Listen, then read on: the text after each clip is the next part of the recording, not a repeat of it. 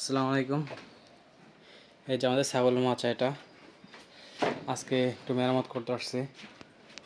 এই বাঁশগুলো প্রথম থেকে বিছাইছিলাম, তখন আর ঠিক ছিল, ফাঁকা টাকা খুব ছিল না। তো এখন দেখেন অনেকখানি ফাঁকা, অলমোস্ট 2 আঙ্গুলে বেশি, এখান থেকে ইজিলি পা ঢুকে যাবে। এতদিন এই নেটগুলো দিয়ে রাখছিলাম 4 ফিটের, তবে সব জায়গায় ছিল না পারফেক্টলি সুন্দর। মাঝে মাঝে দেখা যায় যে ছাগল পাটা ফাইসে যেতে পারে। এখন আবার নতুন বাচ্চা হয়েছে, হয়তো ঘোরাঘুরি করে, বাড়িতে রাখা যায় না। তো এখন এগুলোর জন্য করতেছে কি, নতুন নেটগুলো পুরো মাচা বিছাই দিব, যাতে এই ফাঁসা দিয়ে পা আটকে না যায়।